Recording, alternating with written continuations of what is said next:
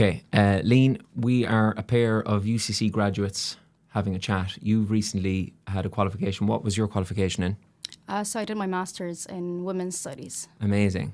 And did you do well? You don't have to say the result, but did you do well? I got a first class honours. Whoa!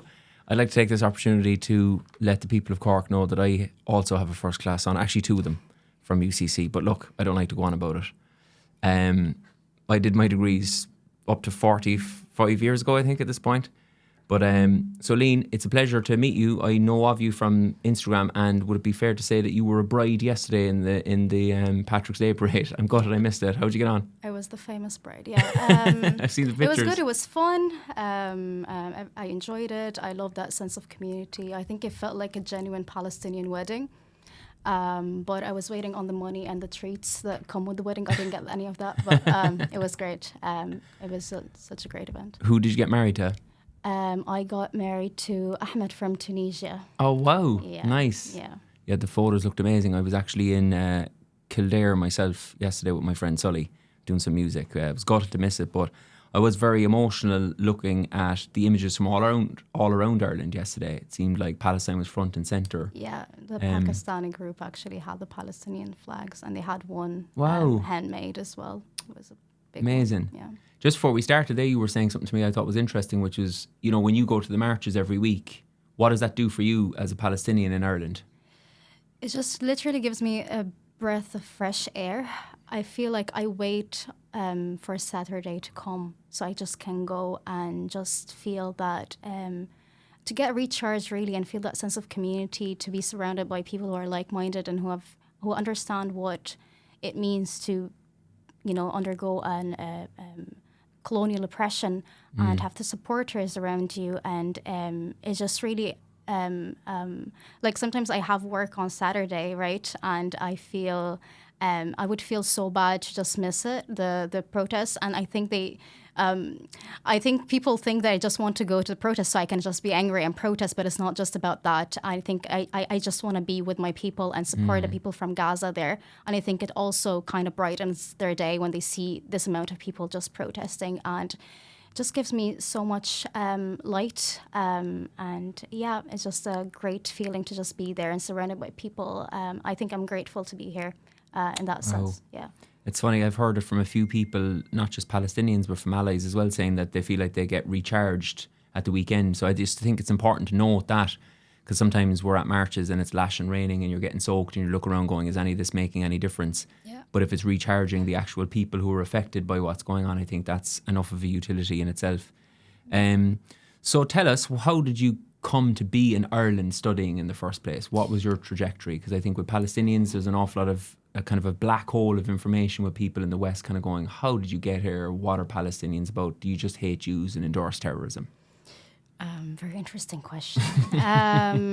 So I'm a Palestinian refugee from Lebanon, and Palestinian refugees in Lebanon have a kind of a different situation because the people who were ethnically cleansed in 1948 had to flee, and we are considered stateless, so we're not considered Lebanese or Palestinians. We don't have a passport. We have a refugee document, which is based on the Geneva Convention. It's a Geneva Convention document, and we're barred from working in 39 professions, including driving, constructions, and so on. So we can only do like casual labor or labor, cheap labor, which I would like to call labor made cheap. And basically some people don't even work, but they don't have a work permit. So it's like kind of illegal. But we don't have a right for property ownership or anything at all. So we're barred from literally just living as human beings. We're not treated as equal citizens. And people, Palestinians who are from a Sunni background, had to move had to flee actually from Palestine to Lebanon, and were not integrated within the Lebanese society after 1948. And while the Christian Palestinians were many of them were easily integrated, just because there's this fear of the change in demographics. So they were afraid there would be more Muslim population in Lebanon, even more Muslim population in Lebanon that would affect their power sharing kind of governance in Lebanon.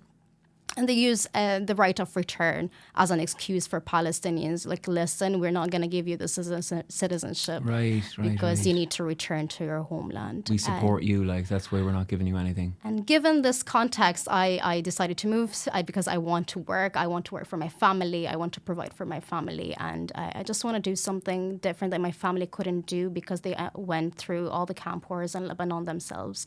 And I lost my brother because we don't have a health insurance, and my mother had to fake her identity as another woman to actually give birth. And then my brother was born with a disability, and she couldn't report it. And if she reported it, she would be at fault because of the situation. But anyway, my parents went through a lot, and I really wanted to just carry on with my life. They actually encouraged me to do it. So, I'm here, and I had two choices, actually, Canada or Ireland, and education was the easiest path to actually be here. And I was thinking, well, I'm so tired of the Palestinian, anti-Palestinian sentiment, to be honest, like living in Lebanon, having to fit in, having to fake my accent and make it more Lebanese, and lying about where I lived, and being just embarrassed by who I am, and whether it's in school or in college. And I tried to be this cool person that I wasn't really. And then I basically, and I thought Ireland would be very supportive in terms of just me moving here, and politically speaking. Did you say that you tried to be more Lebanese? Could you tell me more about that? That's fascinating to me. Also heartbreaking, but it's fascinating. Yeah, so I remember when I was in school, I was first in the Lebanese school, and I was reading this math problem and in class and out loud, and I said a word sounded Palestinian, which is tomatoes.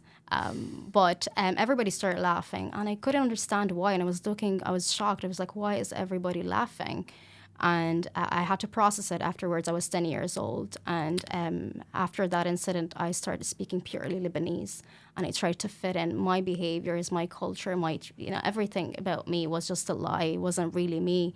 And a lot of my even the very closest friends, wouldn't know some parts of my real identity and who I am. And even the Palestinians, some like hardcore Palestinians in the Palestinian refugee camp, when I started going to college, because I had the privilege to be in college in an American university in Beirut, I got a scholarship. And that's what also kept faking my identity even more. But what basically happened is just like even the Palestinians who are from the refugee community.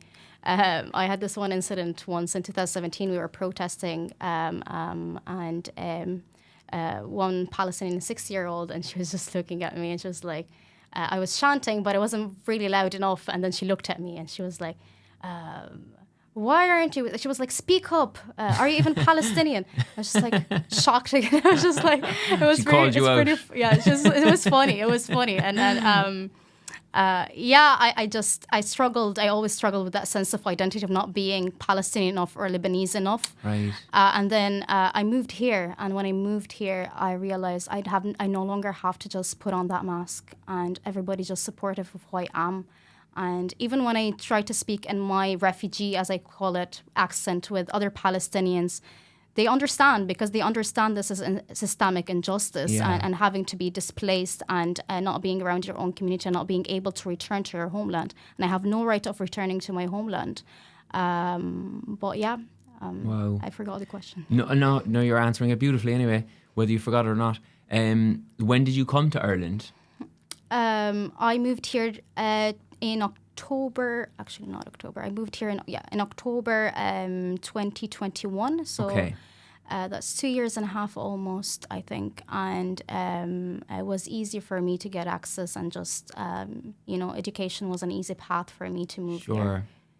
And so it's such a beautiful thing to say that you felt a sense of support from Irish people from the get-go, a sense of understanding. Yeah, I actually had a video call with my course director beforehand, and she encouraged me to move here, so yeah. Wow.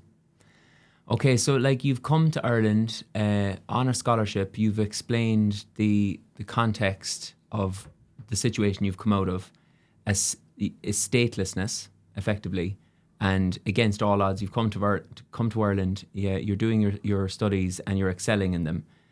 So take us to your graduation day if you don't mind. So obviously you're waking up that morning. How are you feeling like? I'm not sure. I was feeling ambivalent because for me to have to celebrate during this time, I always feel a sense of guilt. Of course, yes. And I never had a graduation before because it was COVID in my undergrad, and then I failed my high school official exams, so I didn't really have a graduation. So this was my actual first proper graduation. In a sense, I was excited, but at the same time, I wasn't just really... in the mood of just having to celebrate, and I even didn't buy a dress for my graduation. I just went there. Wow. I wanted to raise the flag, and this essentially was my the entire point of me going to graduation. And then I went in. My friend was with me, and she had my flag, my Palestinian flag, in her backpack. So I was just asking her. I was just still at the entrance. I was asking her, "Can you please hand me my flag?" I was just holding it in my hand, and the security approached me. It was like, "You're not allowed to get the flag in. You're not allowed to raise the flag." And I was just like, I need to represent my identity. That's all I'm trying to do. And he was. Can I ask how they were with you? So were they security forceful with you? This security guy in specific wasn't, I wouldn't say forceful. He was feeling bad, but what he told me basically. Okay, he had a job to do. He was telling me, like, because at some point when we were arguing, he was telling me that all of this is controversial politics and has to be neutral. Flags are not allowed in. And at some point he told me, God, lost my train of thoughts. So he was saying, you're making a political statement if you carry your flag in. No, you weren't carrying a flag of Hamas in the door. Like, you weren't screaming about the end of Israel. No. You just wanted to carry your national colours. Right. And he was telling me, I was asking him basically at some point, what's the worst case scenario? Let's say I go in, I have the flag, I sneak it in. What's the worst case that could happen? What's the worst thing that could happen? And he was basically, well, we'll have to try to make calls. You will disrupt the ceremony, and basically, I would face big repercussions, not you. Like, it will all be on me because I let you in with the flag. Oh, wow, this is guilt tripping you so. Yeah, something like that. Wow. And after having this big conversation, there was also like a person, like, I'm not sure who it was, but it was like ceremony commissioner or something. Okay. And he was also like talking about how we have to be neutral and you can't carry in the flag. And so can you just paint the picture here? So are you on your own? Are you outside the room? Is it men talking to you? Yeah, it's two men. Yeah. Two men talking to you. Are you on your own?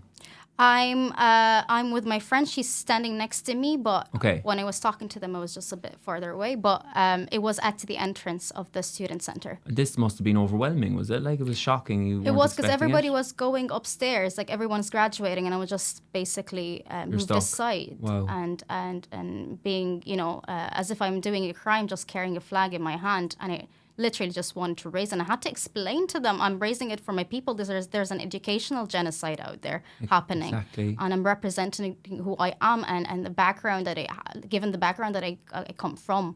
I think it's just really hard because as a refugee in Lebanon, it's always like we're always treated on a security basis rather than a humanitarian basis.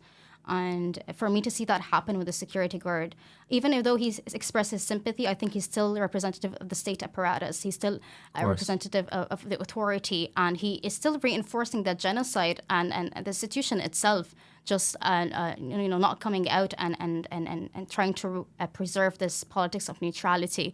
And for me to see that, it's literally politicide. It's just eliminating, like, complete destruction of political identity of Palestinians.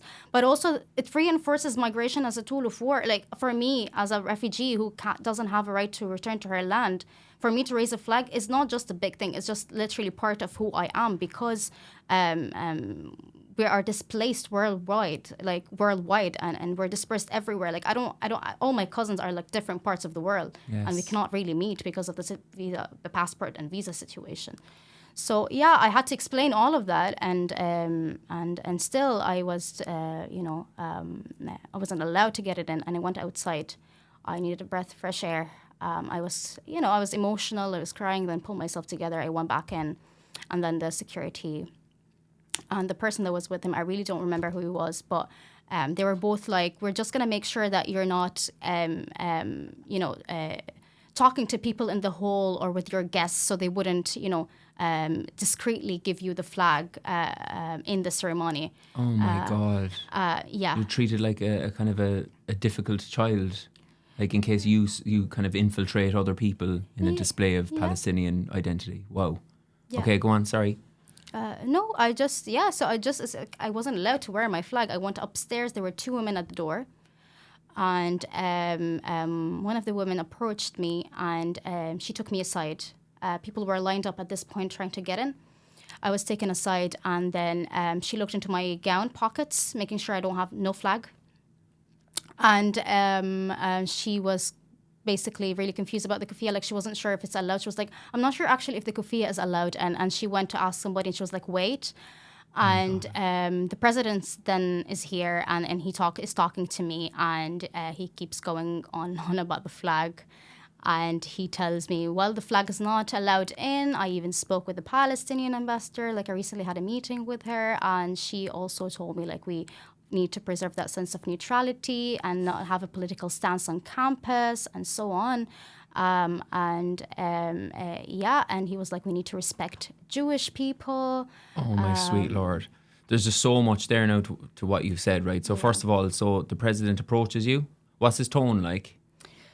God, I wouldn't call it a friendly tone. Okay. I wouldn't call it a friendly tone. It was, but he was, I don't know if he was anxious at the time, but it wasn't a friendly tone. And I could sense the frustration in his tone. And then when I told him, like, listen, why are you going on and on about the flag? I no longer have it in my possession. Like, I don't have the flag. You keep talking to me about the flag. Like, Let the flag go, buddy. Yeah, and at that point I didn't even know he was the president, to be honest. But and he was like, he lowered his tone and he started to be more friendly and he was smiling. He was like, yeah, I'm just making sure, just in case you don't, we don't want you to disrupt the ceremony. Oh my God. And I get angry at this point, obviously, and I go in and then into the hall, and then a girl accompanies me, she's responsible for the seating.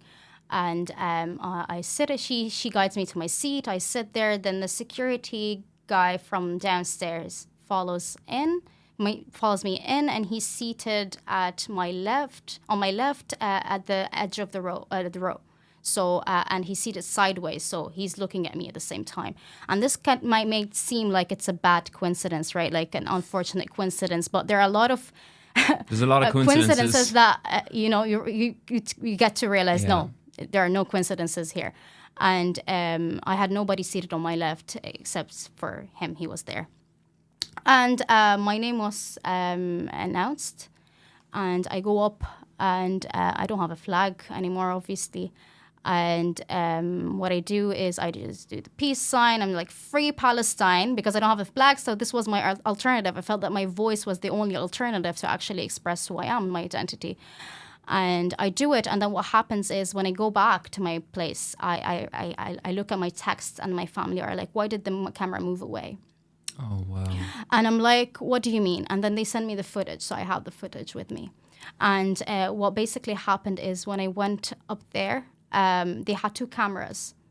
So when I did my statement, when I went up, walked on stage, and I had the kufiya, wearing the kufiya, and I was doing the peace sign, the camera was redirected. So they used the other camera that was basically directed at the person at the podium announcing the names. Everybody else before me had their footage uninterrupted. So it was this one camera. The camera was standing still. They edited you out of your own graduation It wasn't ceremony. edited out. It was just like they had, in a sense, it was censored because they moved the camera, and then the UCC representative denied it, and he said, and I don't know, he or she or whatever, and the person was like, well, it's streamed online, and we don't edit it, so there was no changes made to the footage. But it's still censorship when you remove the camera from someone. Yeah. And it was just me, so I was frustrated. I got really angry. Of course. And I have my Palestinian friend there. She's back now in the West Bank, but she had another flag with her. And I told her what happened. And I was like, please raise the flag, texted her. And she was very apprehensive, very understandable, because she didn't want to risk her life and her return back to the West Bank if they see their pictures, because they have to look into her phone and her Instagram and all that. She actually unfurls the flag when she's going back to her row. And then when she carries the flag, they actually ask her to put it down, and she immediately does so. But I think this is an example of how nothing actually happened, because they were saying, we'll have to call people, you will disrupt the ceremony and everything. But actually nothing happened when she did it. So, can I go back to the president's comments? And by the way, you've explained that so well, I don't have anything to add. I just want to ask a couple of questions. So there's a few things in what the president said for me. So first of all, it's, and you can tell me your opinion on this, a representative of the Palestinian Authority have assured him that there should be no expressions either way in terms of what's going on in this conflict at the moment. Well, in my limited understanding of the Palestinian Authority, and you can tell people, would they represent Palestinians either in Ireland or around the world? I can say it very openly and very clearly that they don't represent the Palestinian people. They represent the PA, the Palestinian Authority. And I would say a highly intelligent man would probably know that. Yeah, and I'd say probably he used the visit as an advantage for him to just basically allow that sense of politics of neutrality happen on campus. Yeah. Another thing I was going to say to you is, like, I remember, and I can be open to correction on this, expressions of solidarity from UCC at the invasion of Ukraine, having events here. I think there was scholarship programs. There was statements made. So UCC have not in the past been neutral when it comes to the invasion of Ukraine on Russia's part. So is there a hypocrisy here, do you think? And is it something that you're familiar with? The double standard, I'm very familiar with that everywhere in the world. But I was surprised, obviously, because I was just like, well, Ireland would support Palestinians.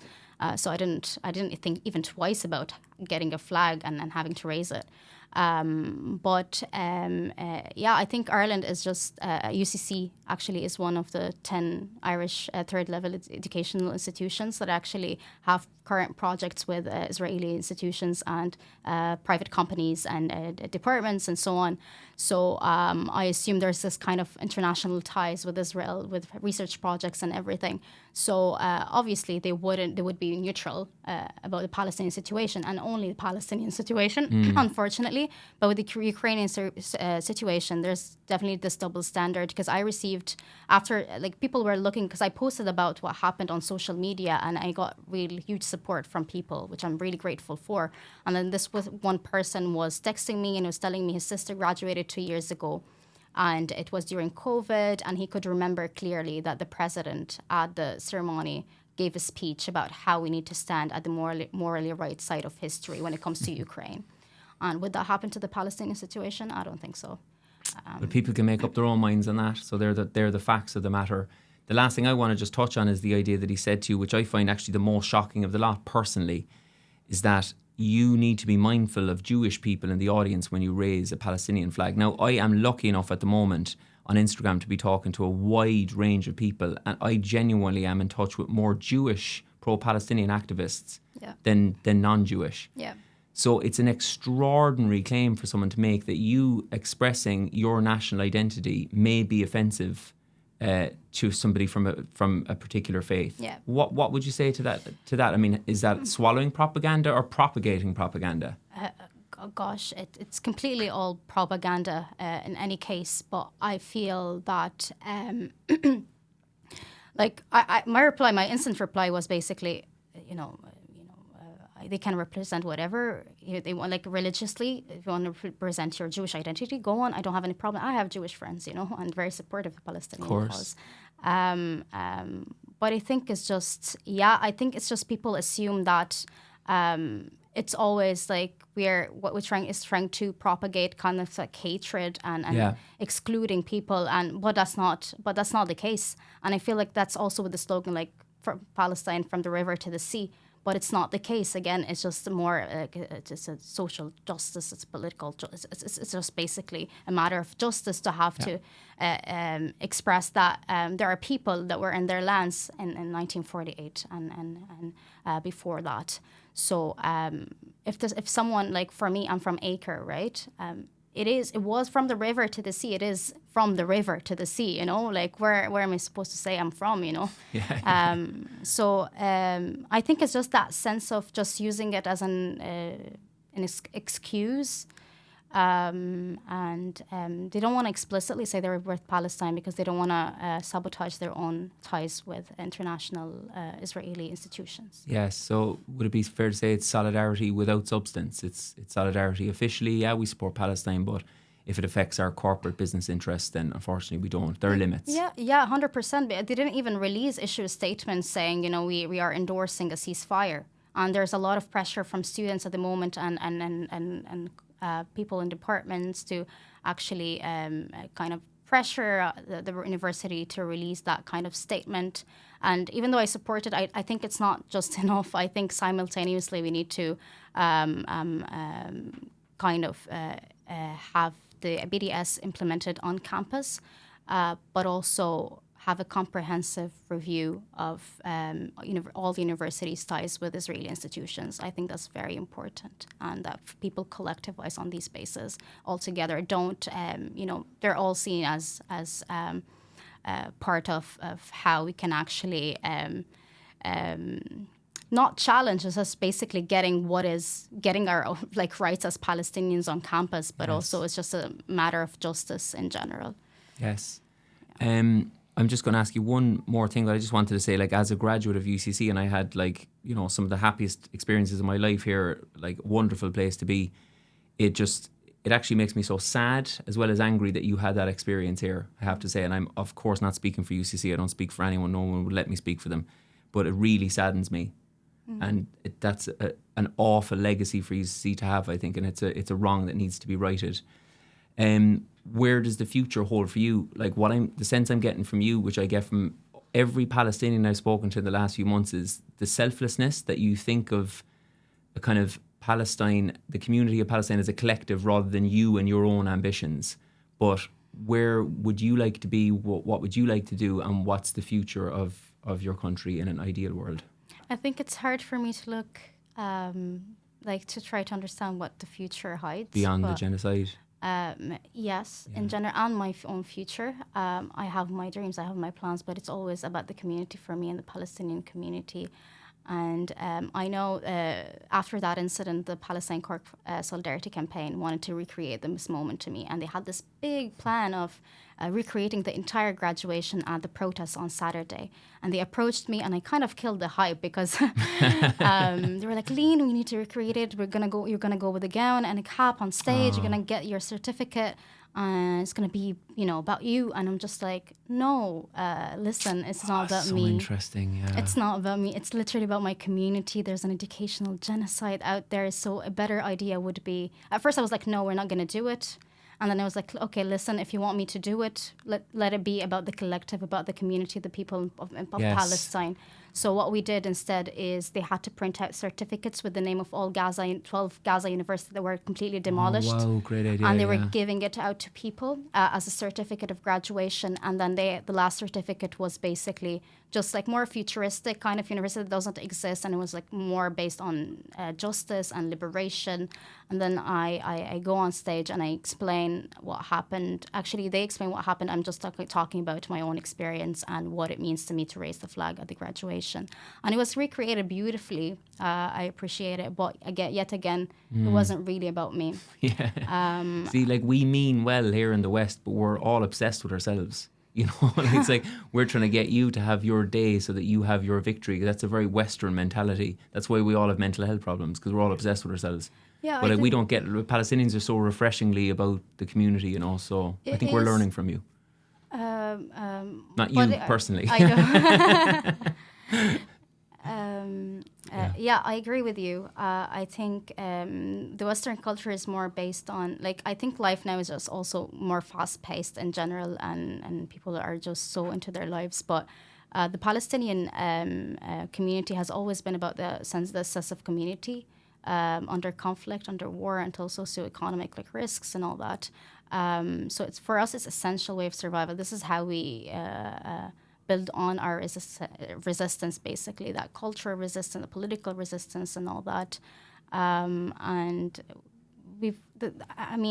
I've lived with a refugee community, so I know what it means to be integrated within a community.